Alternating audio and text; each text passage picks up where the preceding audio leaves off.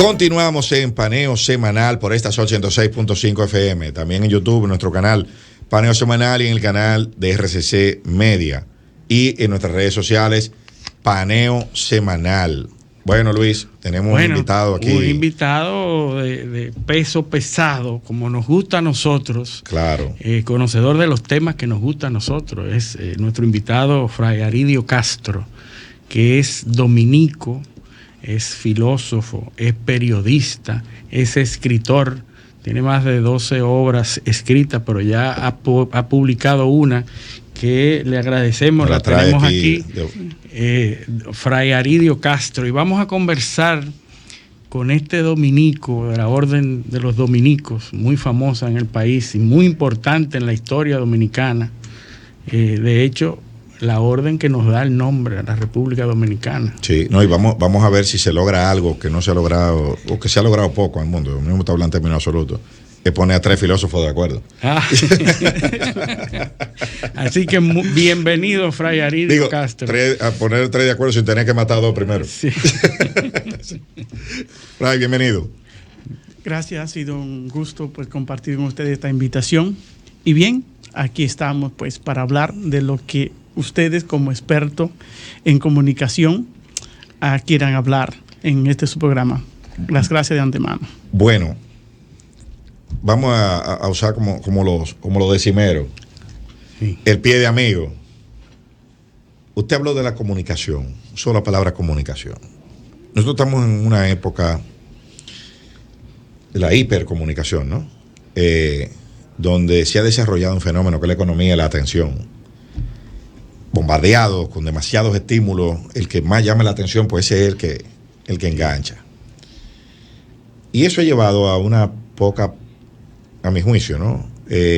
Poca capacidad para profundizar, porque como que nos van quitando las herramientas para entrar en análisis integrales de las cosas. ¿Cómo usted ve, en sentido general, esa dinámica? ¿Cómo usted la valora? Eso de que ahora nos concentremos tanto en lo superficial, en el mensaje rápido, en el efecto inmediato. Claro, eso se debe, obviamente eso no es gratuito, eso se debe pues a una estrategia de dominio mundial, de dominio de las masas. Entonces está muy bien orquestado. El coronel Pedro Baños, que ustedes seguro conocen, que es un geopolítico y un analista de estos temas, en un reciente libro acaba de publicar una obra muy bien documentada sobre el dominio de la mente. Ya no es el dominio territorial que importa, ya no es el dominio de los recursos naturales, ya no es el dominio de los ejércitos, de las armas, ya es el dominio de la mente. Y el dominio de la mente pasa por eso, por llevar a las personas a un estado de juicio crítico no pobre, prácticamente nulo. Entonces, el hecho de que una ciudadanía acrítica, hay gente crítica, ustedes son gente crítica, el comentario que hiciste, Almanzar, demuestra eso, y muchas personas, porque no, tú decías que hay que tener cuidado con las generalizaciones y absolutizaciones. Todos los políticos son corruptos, no, hay políticos corruptos. Todos los sacerdotes son uno vive bien. Cuando se dice vive bien es que no trabajan mucho. Hay sacerdotes que viven bien, pero hay otros que se fajan. Entonces siempre la generalización. Usted la tiene las dos porque usted también es filósofo. Claro, entonces toda esta superficialidad viene a raíz de un dominio de la mente de las masas. Y esto no es gratuito, miren. Ustedes saben, por cultura general, que a partir del 68 se comienzan antes del 68, porque la Revolución Mayo del 68 abogó por eso, reivindicó.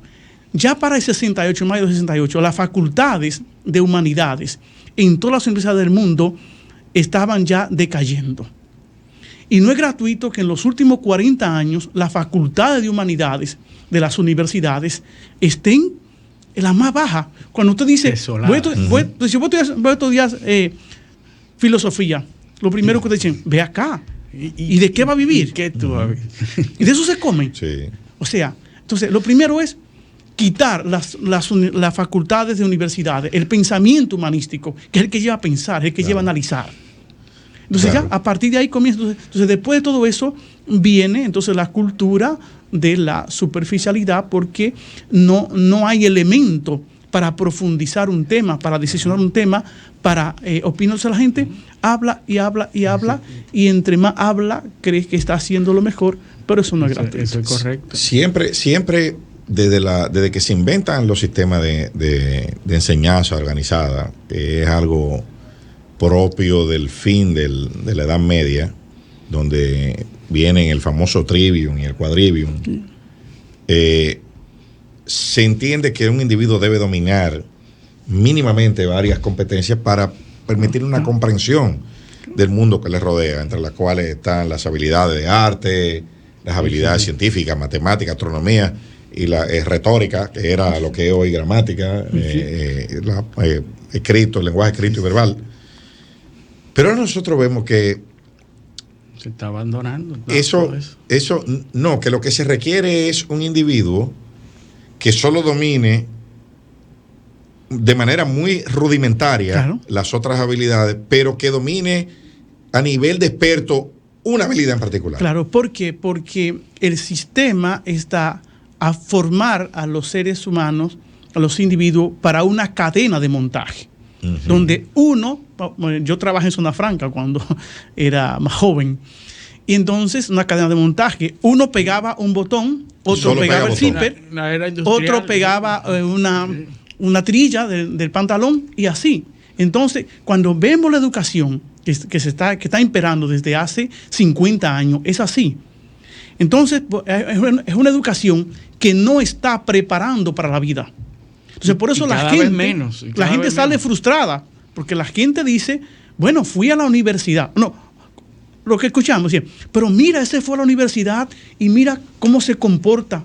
Por eso mismo, porque las universidades, la educación no está preparando para la vida. Está preparando para el ejercicio de un oficio muy determinado, en circunstancias muy concretas.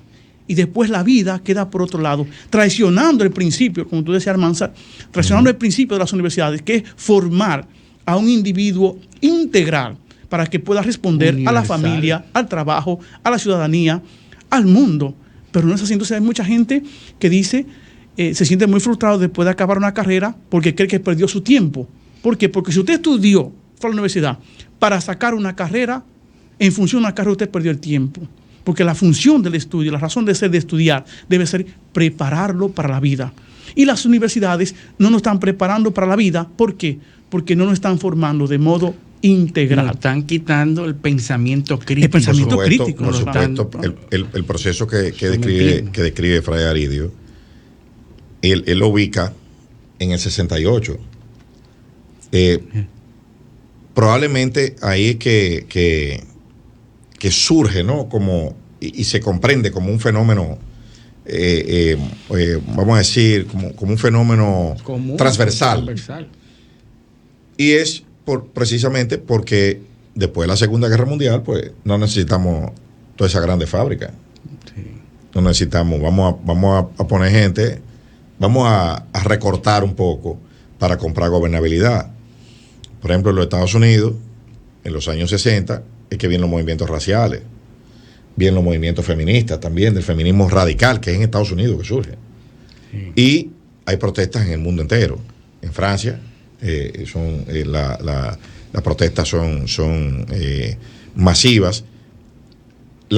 Viene en Estados Unidos también hay el movimiento sindical se mueve en esa, y hay una especie de efervescencia social.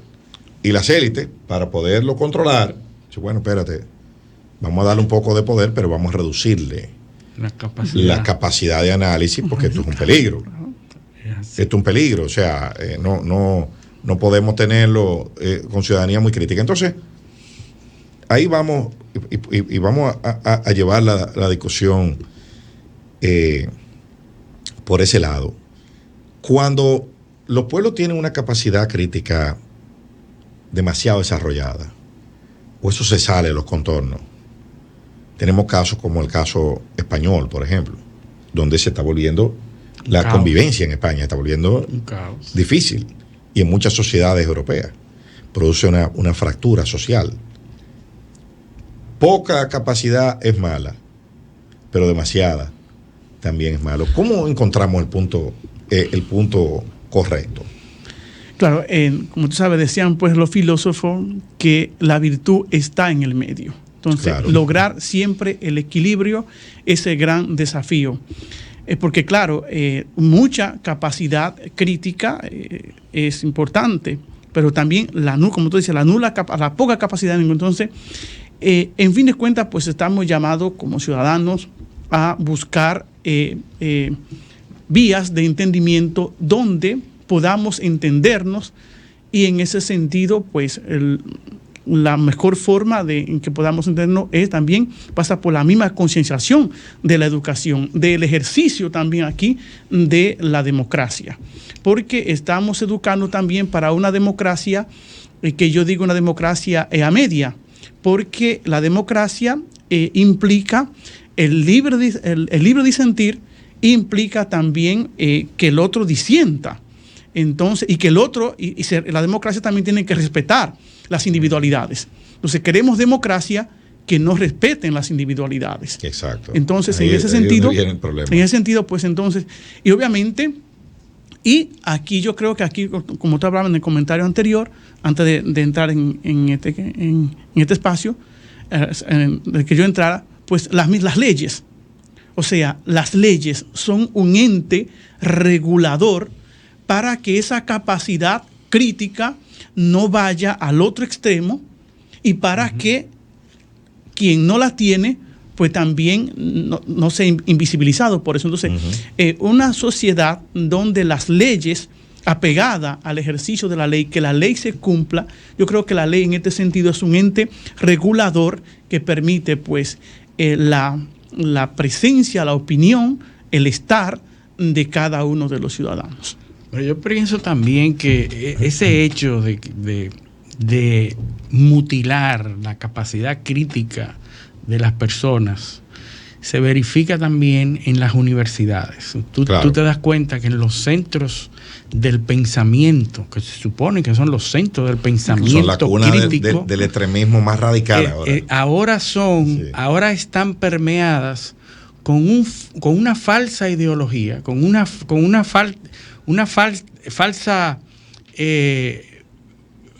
falso tema de criticidad. Por ejemplo, si tú piensas mucho, pues yo te doy este tema para que pienses todo alrededor de este tema.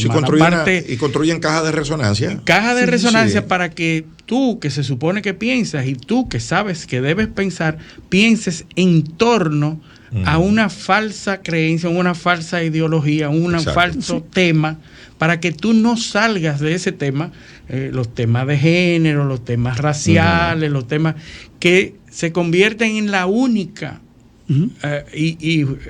el único tema de pensamiento de esos centros del pensamiento. O sea que ahora mismo ninguno de esos temas se dan la libertad de pensar fuera de esos temas raciales y de género que arropan ahora mismo las universidades.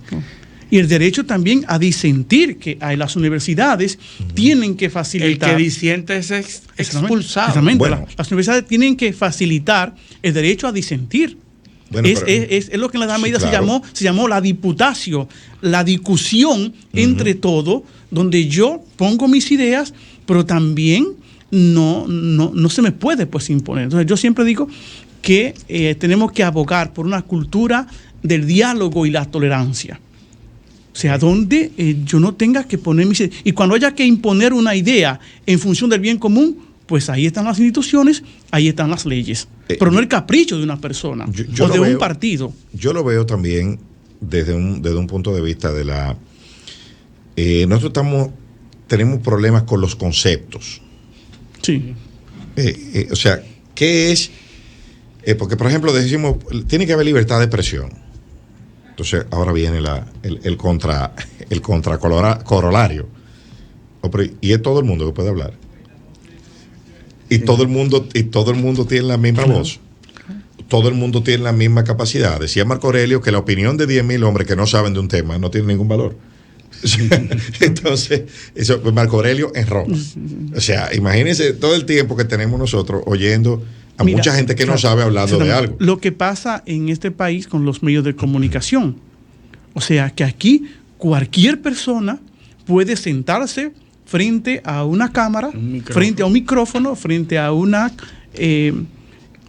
emisora y hablar y decir. Pero eso es supuestamente una señal de avance, Fray. Entonces a eso llamamos libertad de expresión.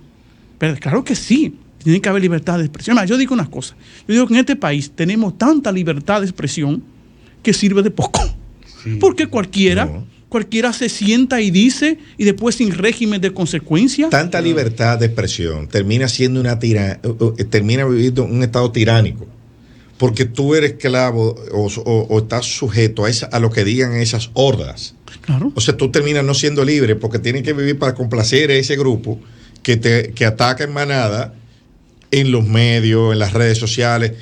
Y por eso que digo que estamos atrapados en los conceptos. Entonces, la sociedad, nosotros estamos en una etapa en el mundo, en una especie de como decía Polibio, el historiador griego.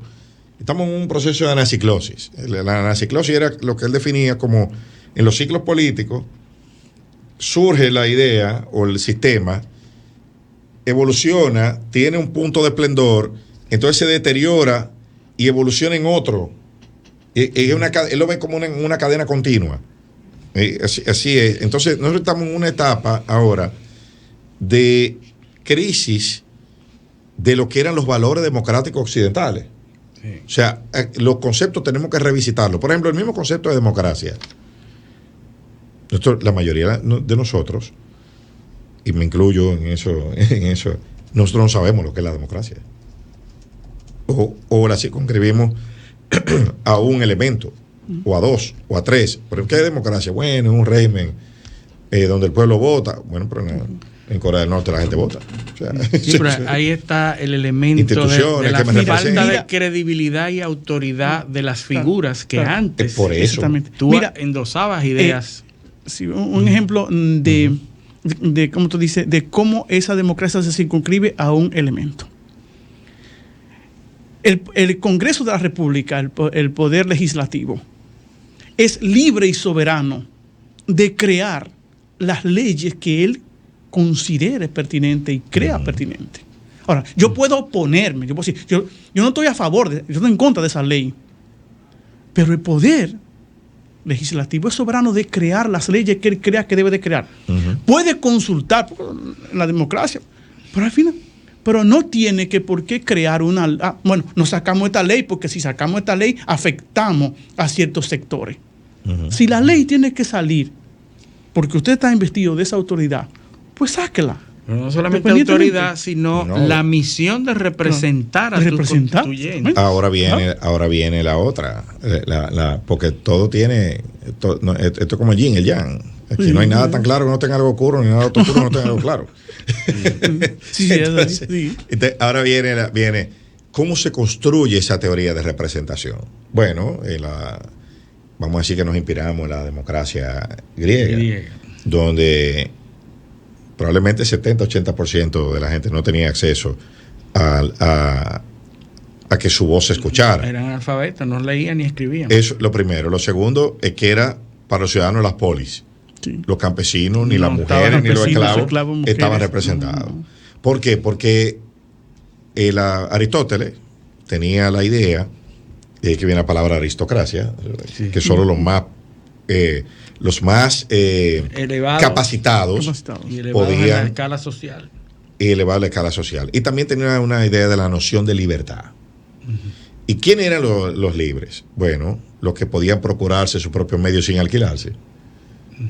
O sea, y eran propietarios de algo. Fíjate, tenía que tener una propiedad y también... Para ser libre. Para ser libre. Entonces, era ejercida por hombres ciudadanos de la polis libres. Sí. O sea, que era una élite. Ese fue el ambiente en donde se desarrolla el concepto de democracia. Fíjate que esa palabra desaparece del imaginario hasta el siglo XVI, que son los levelers en Inglaterra, que comienzan a hablar de participación. Antes de eso, Maquiavelo, que la gente lo conoce por El Príncipe nada más, pero para mí la obra más importante de Maquiavelo son los discursos de la época de Tito Livio. Porque ahí es que él habla del Estado, del gobierno estrecho, del gobierno grande. Maquiavelo habla cuando después de Savonarola, es que él el gobierno estrecho, el gobierno de una élite, y entonces él amplía la idea de participación al gobierno, o sea, lo concibe. Siglo XVI, siglo XVII Inglaterra, y finalmente son los franceses en la revolución lo que lo ponen como sin dejar de mencionar la revolución norteamericana que tuvo, pensadores, el federalismo, que fue un laboratorio que sirvió de base para lo que pasó después en Francia. Entonces, lo que digo es, mire el salto que hay hay 1000 años, más o menos, 1000 años, 1200 años, donde esa palabra o esa noción de gobierno participativo con balances y contrabalances desaparece del imaginario. Lo que había era un vasallaje de forma de control. Entonces ahora nosotros estamos como hablando de eso, de libertad, de igualdad. ¿Quién eran los iguales? O sea, ¿qué era la igualdad? O sea, eso ¿somos todos iguales? No. ¿Y qué es libertad? ¿Qué es paz, por ejemplo? Ahí yo voy ¿Qué es la paz? ¿La ausencia de guerra? No, porque no hay un conflicto. Pero que no hay una guerra no significa que hay paz. Déjame decirte que tú estás hablando de todo eso y ahí me trae el tema de la influencia y el aporte que da el cristianismo al concepto de paz, al concepto de igualdad. Porque la gente ahora, en ese afán ateo de desalojar el concepto de Dios y el ridiculizar el concepto de Dios y de teológico, ahora no entiende o dice, no quiere reconocer el peso del influjo cristiano en esa época. O sea, lo que hace para el concepto de igualdad, para la dignidad humana. Es decir, exacto, lo que es la dignidad humana y la igualdad entre los seres vivos. Dignitas era para los dignatarios, para los dignos. Y el cristianismo eso es lo que hace. Traer ese concepto y ponerlo horizontal, atarlo a la condición de ser humano, y proveer las fuentes de moralidad, o sea, las fuentes morales de prácticamente todos los sistemas constitucionales y legales están inspiradas en el cristianismo. Claro.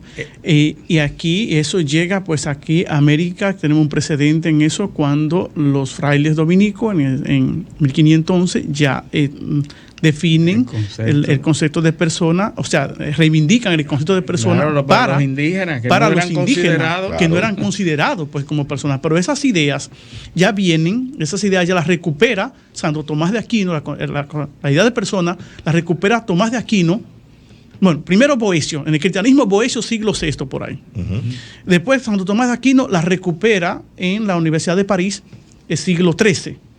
Entonces, Francisco de Vitoria la retoma en Salamanca en el siglo XVI. Y ya en el siglo XVI, ese concepto de persona y de igualdad y de dignidad se aquilata tal y como lo tenemos hoy y llega a nosotros es como lo tenemos hoy. Entonces, de ahí que el cristianismo no concepta realidades como la libertad y la dignidad. Obviamente, el aporte del cristianismo se debe, pues, el gran aporte del cristianismo o la gran luz del cristianismo se debe a eso, a dotar a las personas de libertad y de dignidad. Y que ahora se quiere eliminar y caricaturizar, porque eso yo oigo en los medios y decir, cuando tú hablas del concepto de cristianismo y de que tú profesas el cristianismo, te ridiculizan en los medios académicos y en todas partes. Hay una lucha, o sea, el desarrollo tecnológico y la capacidad que nosotros creemos tener de editar la realidad, el mundo, o sea, bueno, yo quiero... Sí. y a la gente también. Yo puedo editar, este era gordo, yo lo puedo poner flaco. Yo puedo poner a este, ponerle los ojos verdes. En los Photoshop. No, y a la persona también. Yo tengo la tijera genética, tengo el CRISPR. Ajá. Yo puedo ponerlo como yo quiera, diseñar gente ahora, eso es lo que viene. Y puedo donde viene montaña, puedo poner un lago, y viceversa. O sea, yo puedo hacer tantas cosas que ahora resulta que el creer que yo tengo capacidades limitadas me hace inferior. Entonces, por eso que viene el una ateo. sobrevaloración. Claro, yo soy ateo, y como tú, por ejemplo, yo no soy ateo, pero por ejemplo, si yo fuese ateo, yo me creo superior a los que creen, algo, porque los que creen se reconocen inferiores. Sí. O sea, porque hay un ente superior. Como yo soy ateo, yo no reconozco que hay nada superior. O sea, en un falso sentido de superioridad. Pero aquí de fondo hay una mala interpretación de que es que la fe y la razón van en contra o que tienen que ir en contra. Uh-huh. Y eso no es así.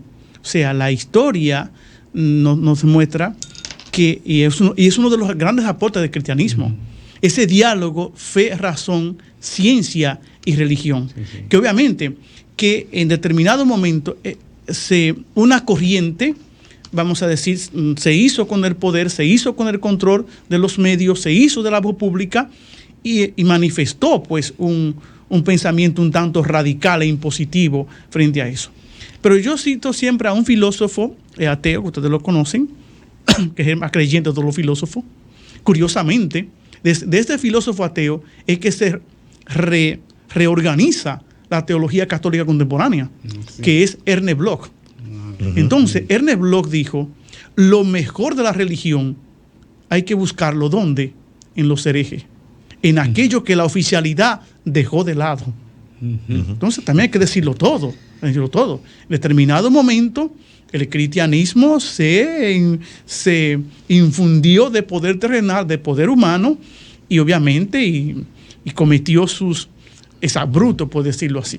Pero siempre cuando veamos la historia, los dos lados de la historia, podemos ver que siempre, a lo largo de la historia del cristianismo, hay personas que han mantenido ese diálogo, esa apertura a la fe y a la razón, y que en determinados momentos se radicalizó un poco el extremismo, vamos a decir, creyente, pero esa no ha sido la historia.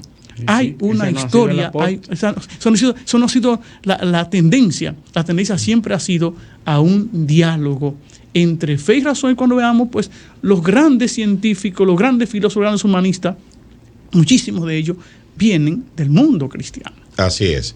Pero vamos a hacer un punto ahí, porque vamos a entrar ahora, que usted ha dicho eso. Cómo cómo los adelantos ideológicos de esos movimientos sociales dentro de la iglesia son los que han provocado transformaciones en el resto de la sociedad.